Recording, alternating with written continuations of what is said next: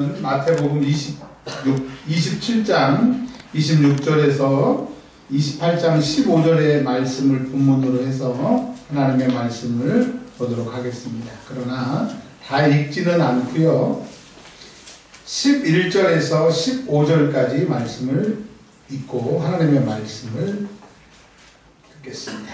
마태복음 28장 11절에서 15절 야라가 큰 소리로 읽어주세요. 여자들이 갈 때 경비병 중 몇이 성에 들어가 모든 진리를 대제사장들에게 알리니 그들이 장로와 함께 모여 의논하고 군인들에게 돈을 많이 주며 이르되 너희는 말하기를 그의 제자들이 밤에 와서 우리가 잘 때에 그를 도둑질하여 갔다 하라. 만일 이 말이 총독에게 들리면 우리가 권하여 너희로 근심하지 않게 하리라 하니 그들이 돈을 받고 가르친 대로 하였으니 이 말이 오늘 그날까지 유대인 가운데 계속 퍼지니라. 아멘. 오늘 하나님의 말씀의 제목은 40이면 증거가 있습니다 라고 하는 제목으로 말씀을 드리려고 합니다. 우리나라 속담에 이런 말이 있습니다. 정성집 개가 죽으면 문상객들이 초만원을 이루고 정성이 죽으면 아무도 가지 않는다고. 자, 예수님께서 이 땅에 계셨을 때 수많은 사람을 살리시고 수많은 사람에게 이적을 베푸셨고 병을 고쳐주시고 귀신을 쫓아내고 많은 사람들이 예수님 때문에 수지 맞았습니다. 새로 살 길이 열렸고 어떤 사람들은 죄사함을 받았고 어떤 사람은 죄사함을 받는 즉시 병이 나은 정말 많은 이적을 행하셨습니다. 사람들이 뭐라고 얘기하냐면 저 사람이 메시아 맞냐? 만약에 메시아가 진짜 온다고 해도 저 사람보다는 더 많은 기적을 행하지 못할 것이라고 성경은 말씀하고 계십니다. 근데 그 예수님이 십자가에 죽으신 사건이 성경에 기록이 됩니다. 27장 57절에 보면 예수님이 십자가에 죽으셨을 때 예수님의 12명의 제자 중에 한 명은 자살해서 죽고 11명의 제자가 있었고 또 70인의 예수님을 쫓아다녔던 사람 그리고 수만 명의 사람들이 예수님을 쫓아다녔는데 아무도 예수님 죽음 이후에 예수님의 시체를 책임지는 사람이 없었습니다. 57절에 저물었을 때 아리마다의 부자 요셉이라고 하는 사람이 빌라도에게 찾아왔는데 그 사람은 예수님의 제자였다라고 얘기를 합니다. 성경에는 없지만 요즘에 회자되는 이야기 중에 이런 이야기가 있습니다. 아리마다 요셉이 예수님을 무덤에 장사하고 이제 마을에 있는데 친구들이 찾아온 거예요. 요셉, 야, 너 지금 요셉이 자기의 새 무덤을 준비할 정도니까 나이가 적은 사람은 아닌 것으로 추측이 됩니다. 성경에 있는 얘기는 아니지만 한번 들어보십시오. 야, 요셉, 너 무덤 네가 제일 아끼고 공들여가지고 새로 판 무덤을 또 예수님 거기다 장사 지냈다며. 야, 너 공 많이 들였잖아. 너 죽으면 거기 가려고 새로 돈 많이 들였는데 아까워서 어떡하냐. 요셉이 이렇게 얘기했답니다. 걱정하지 마. 예수님이 3일만 쓰신다고 그랬어. 자, 이 이야기가 성경에 있는 이야기는 아니지만 많은 얘기를 담고 있습니다. 요셉은 예수님이 3일만 이 무덤에서 계실 것, 3일 후에 깨끗하게 무덤을 비워주실 것을 알고 있지 않았느냐, 그런 이야기입니다. 근데 안타까운 것은 예수님의 제자들도 성경에 보면 예수님이 죽었다가 3일 후에 부활하실 것을 그렇게 얘기했는데도 그들이 깨닫지 못하더라. 무서워서 물어보지 못하더라. 성경은 증언하고 있습니다.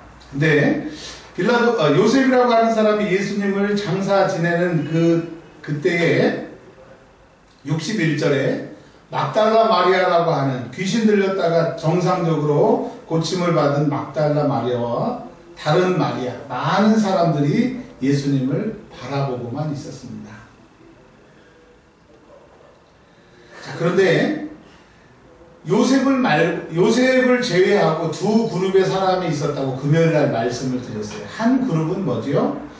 예수님이 부활하신다고 하는 그 얘기를 들었음에도 불구하고 예수님 부활하시는 오늘 부활주일에 자기 집에 있었고 또 모여 있었던, 그러니까 예수님의 부활을 기억하지도 못하고 사실이라고 믿지 않던 제자들이 있었습니다. 그리고 61절에 보면 또 28장 1절을 한번 보겠습니다. 시작. 안식일이 다 지나고 안식 후 첫날이 되려는 새벽에 막달라 마리아와 다른 마리아가 무덤을 보려고 갔더니, 그러니까 예수님의 제자들은 아예 예수님 부활하신다는 거 기억도 못하고 찾아가지도 않았는데, 막달라 마리아와 다른 마리아, 다른 성경에 보면 예수님의 어머니, 여자들의 무리가 나옵니다. 이 사람들은 예수님이 부활하셔서 예수님을 만나려고 간 게 아니라 성경은 얘기하고 있습니다. 예수님이 장사 지낸 무덤을 보러 간 겁니다. 또 다른 성경에 보면 예수님의 옷에 향유를 바르려고, 시체가 썩지 않도록 또 죽은 사람들에게 바르는 향유를 바르러 갔다고 성경은 얘기를 하고 있어요.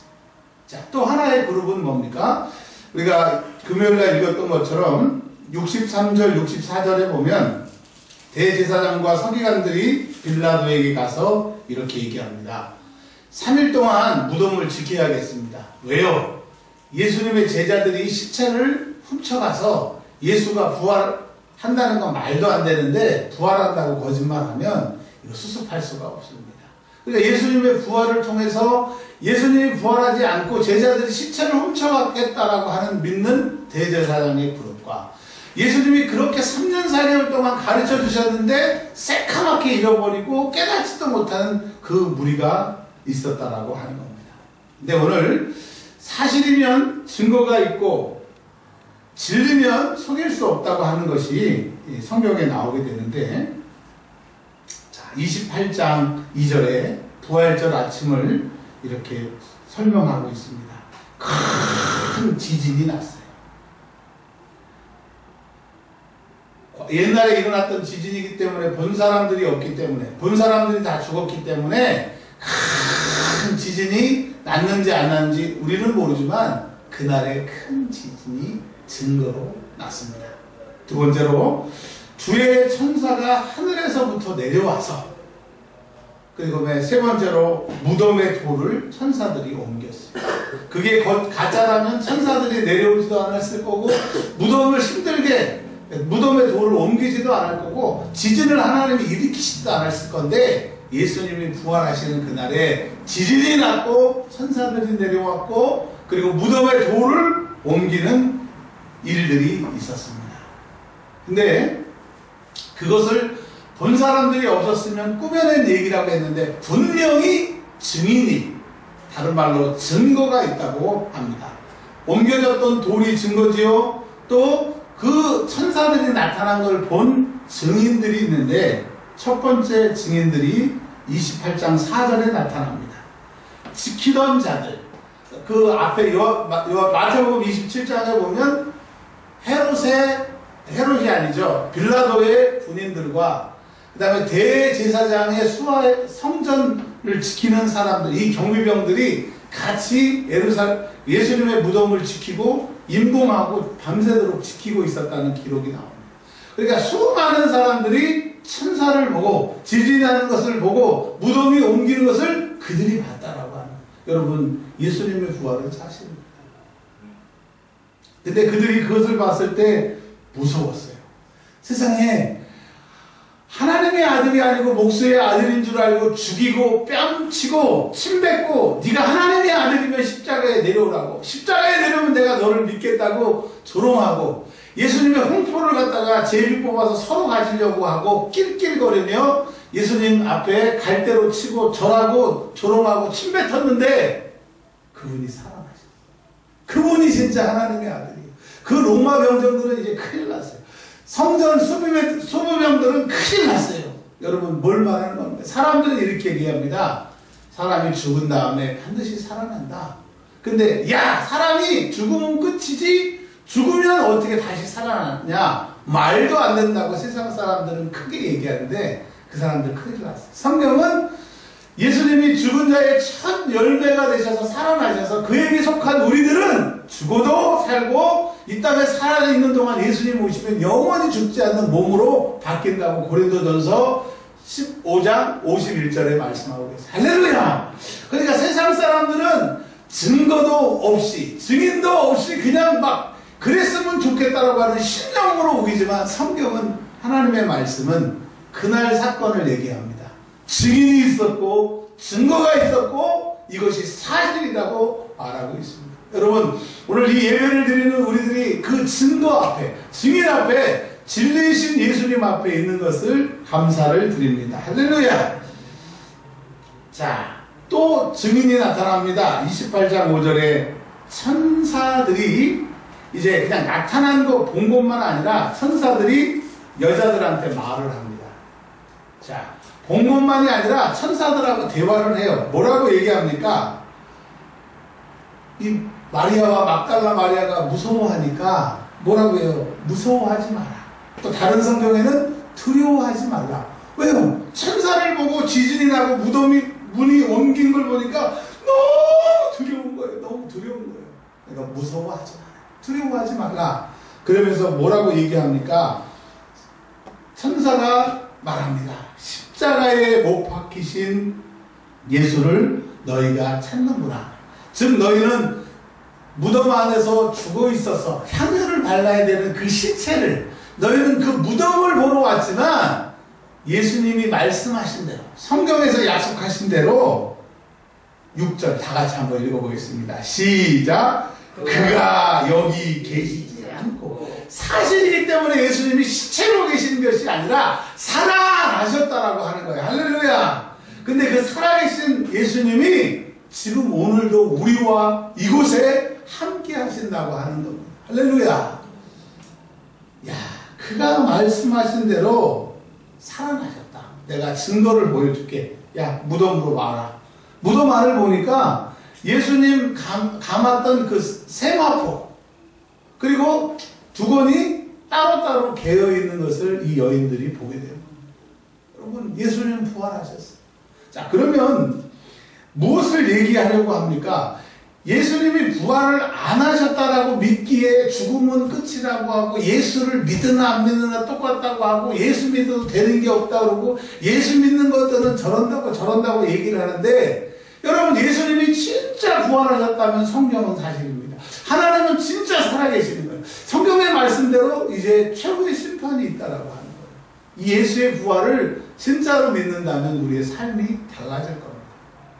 제가 이번 주 주간에 이단에 있는 사람에게 얘기를 들었어요. 제가 직접 들은 건 아니고 전해 들었는데 오늘 부활주일날 예배를 드리느냐? 이단들도 예배를 드리잖아요. 그랬더니 예배를 뭐 이렇게 순차적으로 뭐 시간을 몇 시에서 이렇게 드리는데 자기네 교회는 부활절 별로 중요하게 생각하지 않는데 뭐 부활절 그게 무슨 의미가 있나요? 역시 이단은 이단이더라고요. 여러분 기독교에 예수님이 부활이 없으면 사도 바울이 얘기한 것처럼 우리는 미련한 거고 불쌍한 것이고 소망이 없다라고 분명히 말씀하고 계세요. 기독교가 능력이 있는 것은 예수가 부활하셨기 때문에 우리가 참 소망이 있으면 주님이 부활하셨기 때문입니다. 할렐루야. 디모데서에 보면 사도 바울이 이렇게 디모데 후서에 보면 이렇게 얘기를 하고 있습니다. 하나님의 말씀과 기도로 거룩해진다. 그러니까 하나님의 말씀을 읽고 듣고 기도하면 네가 거룩해지는데 이렇게 말씀을 드릴 수 있어요. 저는 주일마다 기적을 체험합니다. 참 우리 교회에서 매일 주일마다 기적을 체험하는데 그게 뭐냐면 제가 이제 문을 열고 교회를 딱 들어오면 찬양대들이 이제 연습을 합니다. 소프라노, 엘토, 테너, 베이스를 하는데 오늘 안 되겠다. 오늘 찬양 못 하겠다. 이 어떻게 안 돼. 오늘 지휘자가 너무 곡을 어렵게 선택을 했다. 안 돼. 그리고 이제 목양실에 앉아있으면, 안 돼. 시간이 이게 안 돼가지고, 안 돼. 근데 이제 찬양, 예배 설교하기 전에 딱 찬양하는 걸 들어보면, 어떻게 이렇게 찬양을 잘할 수 있나? 안 될 것 같은데, 그 짧은 시간에 이렇게 멋진 찬양을 드리나? 저는 주일마다 기적을 체험합니다. 자, 뭘 말씀을 드리려고 해요? 처음에는 안 되는 것 같고 어그러지는 것 같고 안 맞히는 것 같은데 시간이 지나고 나니까 아름다운 찬양을 드리는 것처럼 우리의 신앙도 처음 믿을 때 몇 년 믿을 때 참 엉망해. 목사가 뭐 저래, 권사님이 뭐 저래, 집사님이 뭐 저래. 아이고 예수 믿는 사람들 기도 많이 해봤자 성경 많이 봤자 그런 소리를 듣지만 지나고 지나고 나면 나의 모습이 예수님 닮아가는 거룩한 모습이 되어가는 것을 보는 거예요. 여러분, 신앙생활이 뭐예요? 예수님이 진짜 부활하셨기 때문에 그 성경을 읽으면 읽을수록 그 부활이 진짜로 믿어지는 거예요. 그리고 왜 기도합니까? 믿어지니까 그 믿음 그렇게 살기 위해서 내 힘으로는 안 되니까 도와달라고 기도하다 보면 내가 그런 거룩한 사람이 되는 거예요. 그래서 성경은 그것을 성화라고, 로마서에서는 그걸 성화라고 얘기를 합니다. 거룩해지게. 자, 이제 뭐 오늘 예수님 부활하셨기 때문에 다 끝난 겁니다. 뭐 더 이상 설명도 필요 없고 증거도 있고 증인도 있기 때문에 과연 이 부활절이 우리에게 어떻게 다가와야 되나 결론적인 말씀을 드리고 마치려고 합니다. 어떤 분이 목회를 잘하고 싶어서 여기저기에 어떻게 하면 목회를 잘할까 공부를 하고 다녔더니 결국 목회는 설교를 잘해야 된다고 해서 설교를 여기저기를 배우러 다니셨다고 합니다. 근데 어느 날 자기가 설교를 하는데 설교를 평가해주는 그 설교한 목사님이 혀를 차시더래요. 그래서 교수님, 왜요? 제 설교가 그래요? 그랬더니 내용도 좋고 뭐 다 논리도 좋고 다 좋은데 당신 설교를 들으면 가짜 같아. 그러더래요. 그러면 방법이 없을까요? 그랬더니 자기가 한 사기꾼을 소개해 줄 테니까 그 사기꾼이 사람을 모아놓고 사기를 치는 현장에 가서 딱 3번만 갔다 오면 이번 학기 패스를 시켜준대요. 그래서 기분 나쁘기도 하고 내가 사기꾼보다 못한 게 뭐냐, 나는 진리를 가지고 있는데, 그리고 사기꾼이 사기치는 현장에 3번을 갔는데 나오면서 자기 무릎을 탁 쳤대요.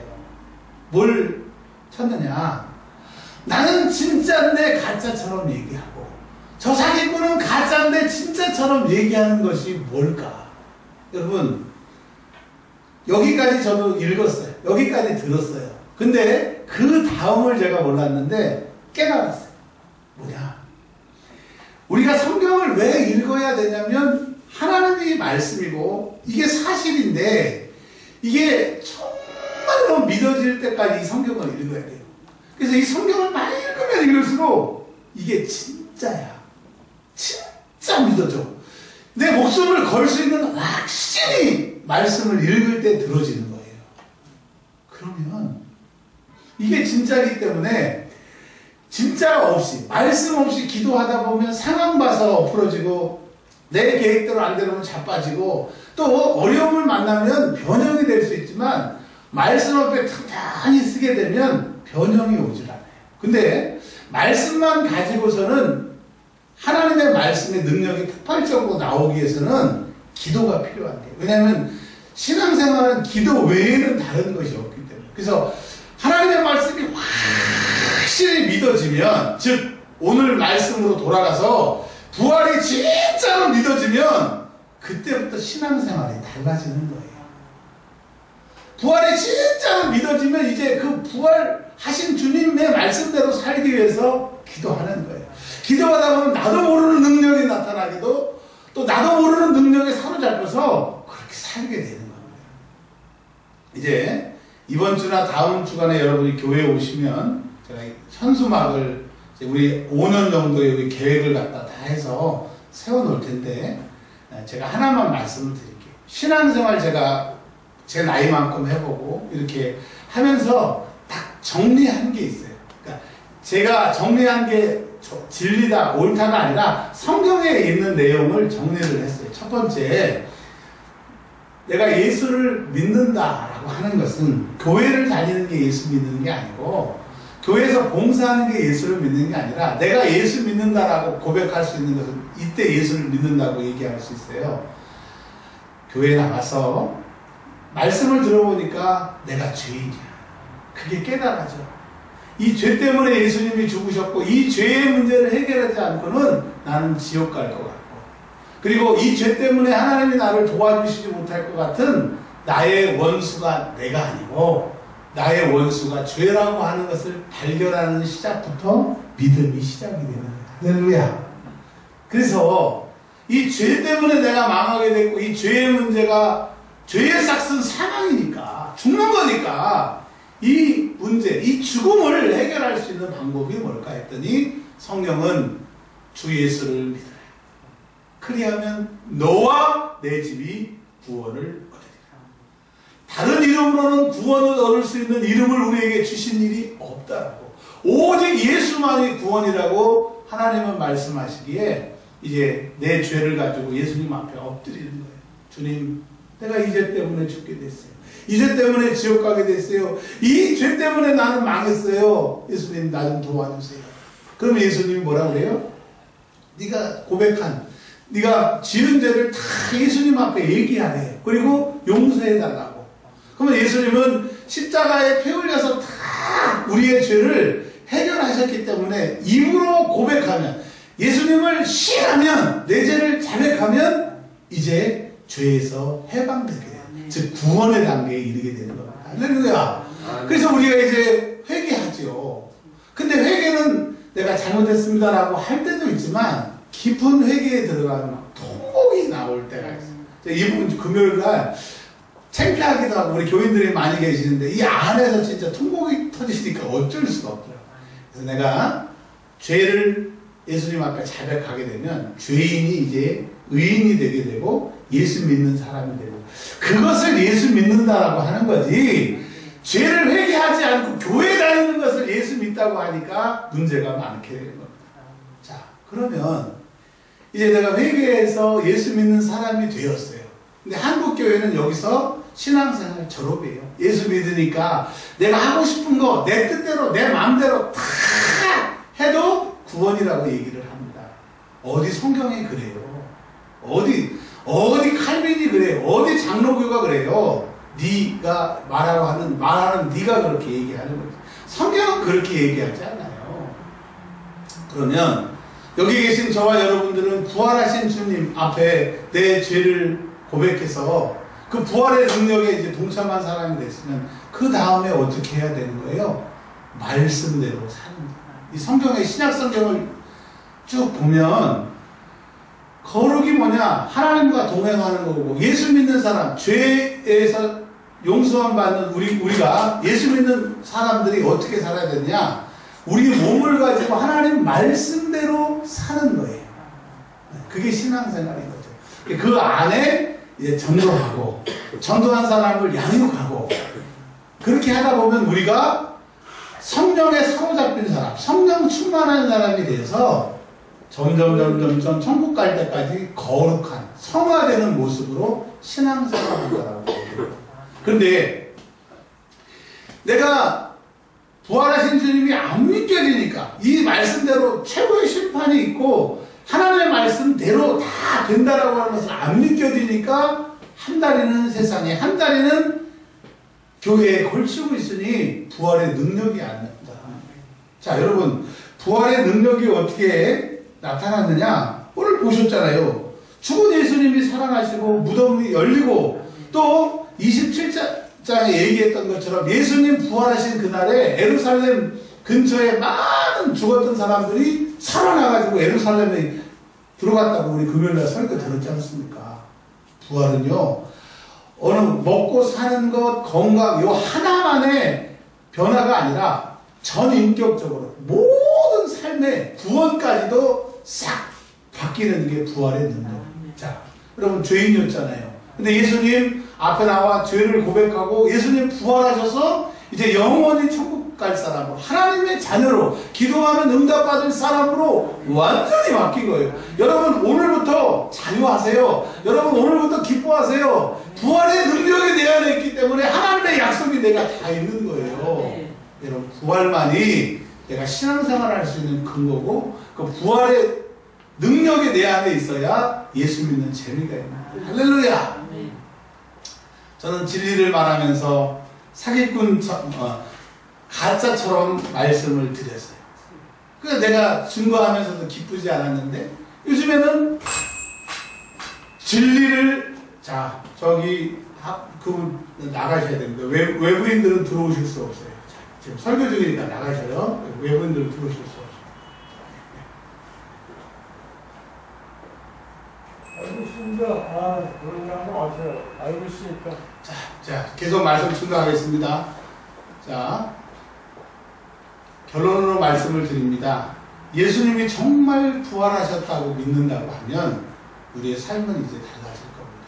근데 여러분, 예수님이 살아나셨기 때문에 증거가 있었고 또 증인이 있었던 것처럼 예수 부활이 여러분의 삶의 신앙생활의 핵심이 되길 바랍니다. 우리 한번 마지막으로 함께 고백하고 기도하겠습니다. 예수 부활하셨네. 시작! 예수 부활하셨네. 여러분 함께 소리내어 기도하겠습니다. 3분만, 47분인데 50분까지만 기도하겠습니다. 하나님 말씀하신 대로 부활의 신앙, 주여 세 번 부르고 기도하겠습니다. 주여